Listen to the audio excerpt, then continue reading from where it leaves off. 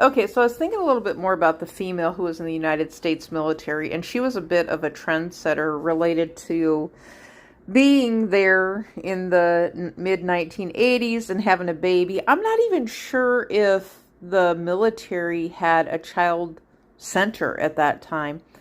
Now it was probably within the next 5 years that they came up with what they called it, the CDS, the Child Development Center, which was daycare. And so it was a subsidized daycare that was lower. So I think it was probably something that came out of a need for women who were working in the military and needed a low-cost place to be able to take their kids to. I know I utilized it.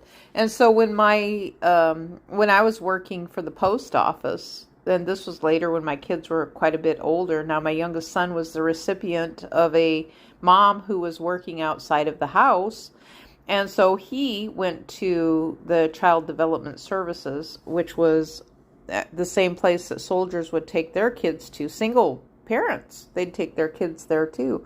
And I know at that time I was a single parent. So we didn't have anything else. I mean, otherwise, the other daycare places in the civilian world, oh my gosh, they would charge an arm and a leg. So I think that, how much was I paying?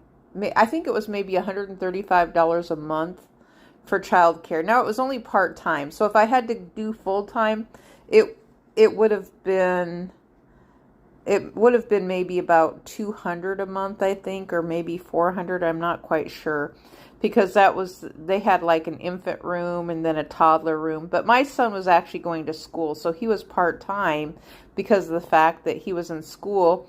But then the nice part about it is that the military, they had a bus to bus the kids to the Child Development Services. And so the school bus would drive them there. So, but then it was after that in the civilian world, where the civilian place where I went back to, where I met that area region where I met my first husband at, they didn't have bus services for in-town kids. And so I was living in that city, and things were made so much harder because, plus they didn't have, well, they did eventually have the after-school program, which I believe it was a pilot program for the kids at the time, where they watched the kids. This was over 20 years ago too.